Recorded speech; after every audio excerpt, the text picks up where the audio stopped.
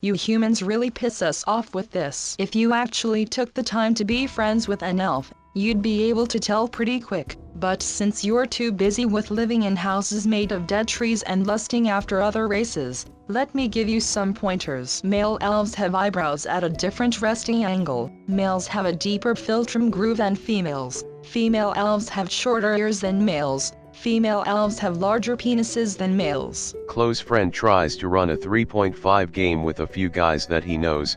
He's new to DMing. Tells us to roll characters beforehand. We're going to be doing a generic fantasy game while he works out the basics. Arrive on game day to see that the rest of the party, 4 other guys, have all built angsty animo characters that are ZOMG so evil. All are doing the I'm in a war on 2 fronts. The monsters I fight while I adventure and the monsters inside of myself evil characters. One is a furry that tries to turn everything sexual. I brought Gemhorn Glitter Gold, Gnome Sorcerer. Fabulous. Gaudy, constantly happy, and focused on the flashiest spells possible. Elton John in gnome form. Through high charisma and good rolls, I quickly end up as the party face. Constantly interfere with the horrible grimdark role-playing through use of bags of glitter and strategically placed magic missiles and flares. DM loves it, even though grimdark animo heroes keep derailing the story to put themselves in the spotlight as ZOMG so grim and evil. Gemhorn puts it right back on track again every time they do.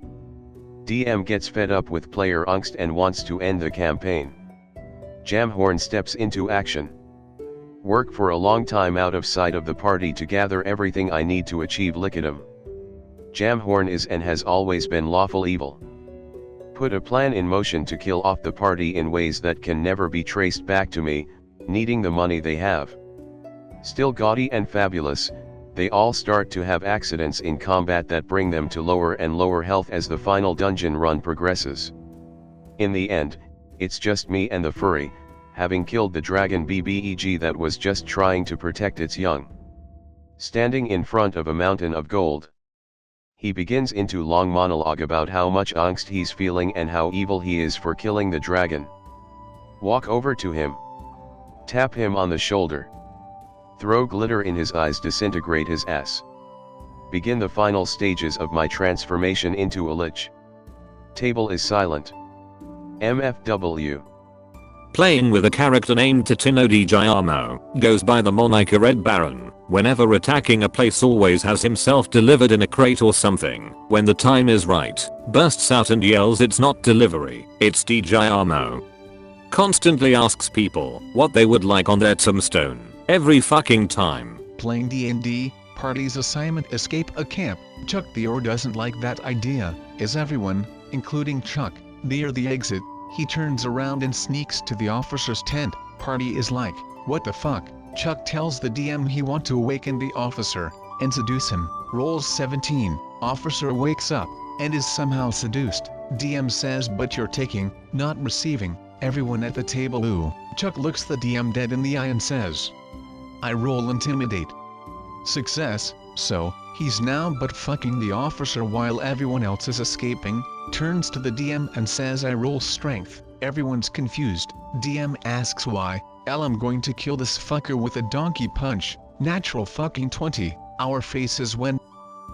This happened to a guy in the NWN server, where we play. DM asks for a listen roll. Druid rolls a 1. DM goes in detail on how instead of the forest sounds, all he hears is the engine of a sop with camel. Druid is a half-orc from Faerun. He goes WTF. Druid is reliving one of his precedent lives, where he was a German spy during World War I, gets gunned by a dog with a red scarf flying a plane, choke on his own blood.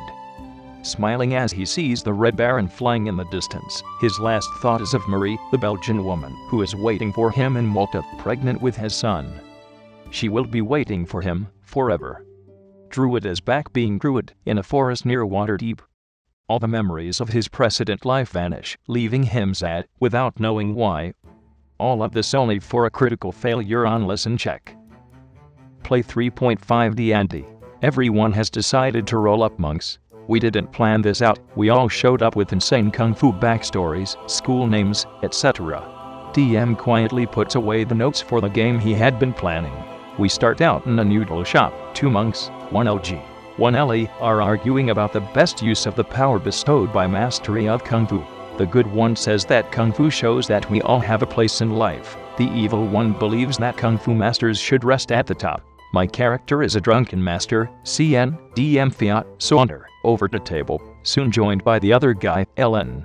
We can't agree on anything. Finally say something that lets us stop the philosophic debate. We should decide this, like warriors, initiative rolled, owns all around.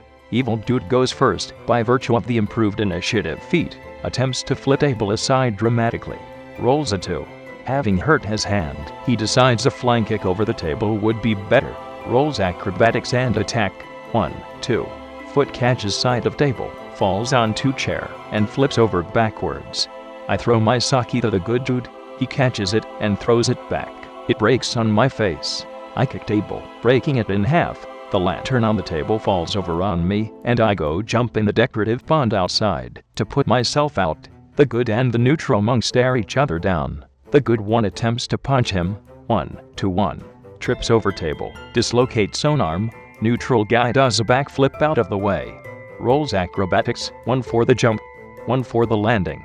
18, 3. Crashes into nearby empty table, knocks himself out. This all took slightly less than 6 seconds. Noodle store guy yells at us for wrecking his shop. 5th edition D&D. Our party is escorting a lord through the local marketplace. Cleric notices a hooded individual pushing through the crowd and towards the lord. Get down, Mr. President. Paladin drops the lord prone and the crossbow bolt misses. I cast sleep on the assailant, and a couple bystanders. We tie up the assassin, then wake him up. I then cast suggestion on him. This is the first time I've cast this spell. Tell us the truth. About everything you know. DM smiles. I was born on the 12th day of Hammer in the back of my grandfather's caravan. Fuyuyuyuyuk. DM time skips a couple hours. On my 9th birthday I received a gold coin from my father. The following evening I traded it for a large stick the village conman told me was a magic staff. That night, I was beaten severely by. The sun is setting and the lord, bored and agitated, demands to go home. The paladin escorts him to his estate. The rest of the party plus a crowd of civilians are just sitting there listening to him now. The generous bar owners bring in soup for everyone. We give the assassin water as his voice starts getting raspy. DM time skips a few more hours. And I never trusted a gnome again.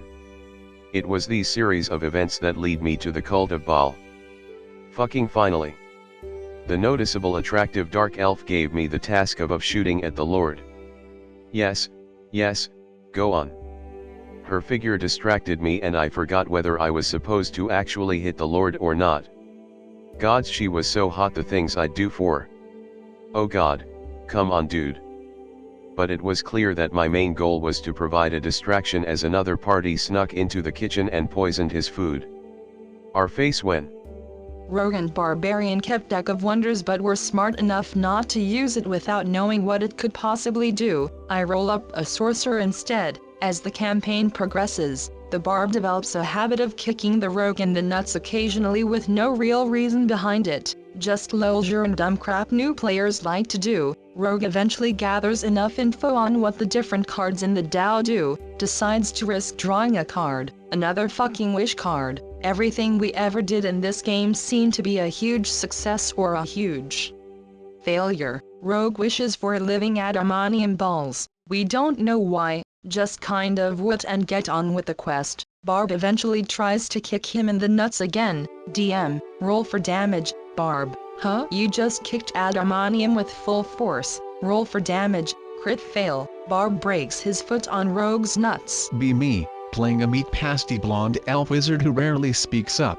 Party made of a human cleric, a halfling rogue and a half-orc fighter. Said fighter specifically makes her half-orc hate elves. After she learned that there was an elf in the party, I brought it up. It was hand-waved that it wasn't a big deal. Half-orc proceeds to bully me every chance she gets. Not haha, lewd bullying, more serious things. We run across a wand with scorching rays. She keeps it and sells it later. Find a ring that acts as a focus and lets the caster cast fireball 1/day. Nope, sell that shit too. She has got to buy herself better things. After a couple of sessions of her taking the party loot, patience is waning. She keeps taunting me. I see you're just a pussy. You don't deserve anything. I see an OOC. I tell her that I don't find it kosher. She doesn't react at all. One evening we are running from a pack of gnolls. Cross a rope bridge, but they cut it behind us before we make it to the other side. Rest of the party climbs up. I am second last. Half orc comes behind me, tum around and cast grease when she reaches up to pull herself to safety. Use my portent to make her fail. She falls to her death on the spires of the chasm below, riddled with skeletons and wights. I am not proud of what I did, but this kind of behavior I find inexcusable. Find a beat-up shield. Turns out it's one of those sentient magic items that can talk. It talks with a really soothing feminine voice, which is nice, though for some reason it's always asking when I'm going into battle. Later I run into a stray orc who doesn't look too friendly. He spots me and charges at me with a large hammer in both his hands. Time to see what this baby can do.